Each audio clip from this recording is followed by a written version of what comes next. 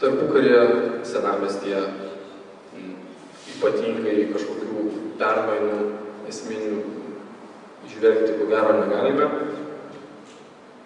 Netgi pats pagrindinis senamiesčio objektas Kauno pilis iki 1930 metų stovėjo apleista, netvarkoma, teritorijoje buvo užstatyta įvairiais pastatais, čia gyveno miesto žmonės.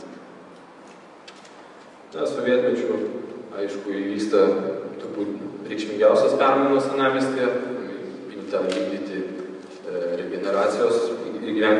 regeneracijos projektus, tai yra, kuomet ištisais kvartalas senamiestis buvo rekonstruojamas, remontuojamas, buvo statomi nauji pastatai. Iš tiesų, šių dienų pozicijų vertinti tą sovietmečio palikimą, paliktą senamiestyje, vertinti gana sudėtinga, nes nepaisant įvairių daugybės teigiamų aspektų, vis tik tai dažnai būdavo restauracijos tuo metu suardomos susikloščiusios tradicinės posesijų ribos, pastatai dažnai stilistiškai restauruojant prarasdavo savo charakterį, sakykime, prarasdami autentišką dekorą, patalpų išformavimą.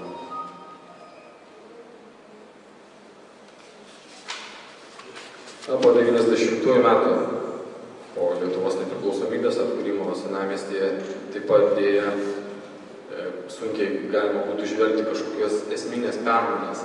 Kaunas tapo tarsi visos šalies mūsų ekonominių transformacijų savotiškų veidrodžių.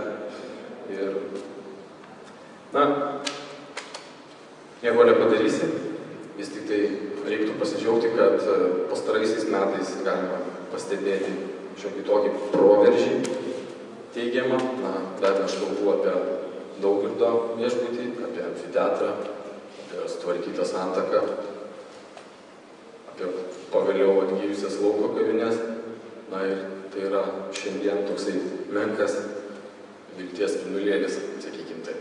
Aišku, būtina dar ir paminėti tokius svarbius šiuo metu įgyvendinamus projektus, kaip Švento Jurgio bažnyčios ir Bernardinų vienuolyno restauracija ir pritaikymas. Ir be abejo, Kauno pilyje prasidėjo restauravimo atkūrimo darbai.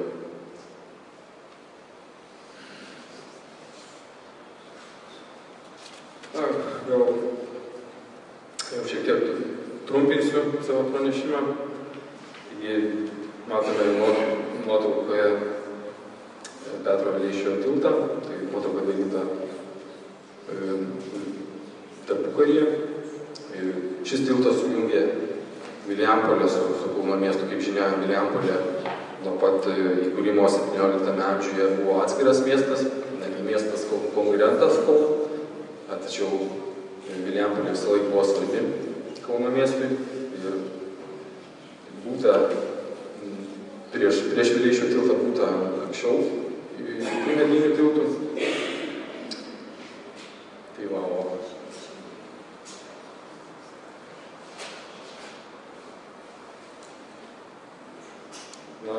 čia galbūt labai trumpai apie Lituanikos fabriko istoriją. Tai kad 1934 metais buvo įkurtas šitas fabrikas ir būtent tuo metu gavo savo vardą. Buvo praėję metai po žymiojo Dariaus ir Girėno skrydžio per Atlantą ir matyt jau tuomet apsukus verslininkai suvokė, kad tai yra šių dienų terminais kalbant stiprus brendas.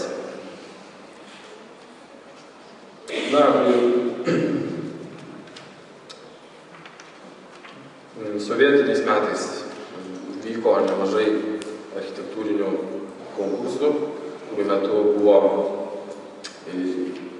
sprendžiama šito dabartinio Lituanikos fabriko sutvarkymo, statymo klausimas. Čia matome vieną tokį įdomų eksponatą rastą archyve.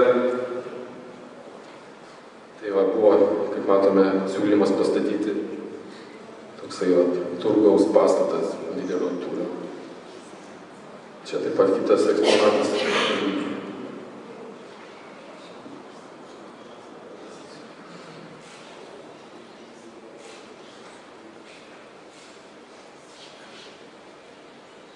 Na ir galbūt pačioj pabaigoje, labai trumpai, kadangi aš manau, kad kiti pranešėjai šitą temą daug plačiau kalbės, tai apie teritorijų planavimo dokumentus.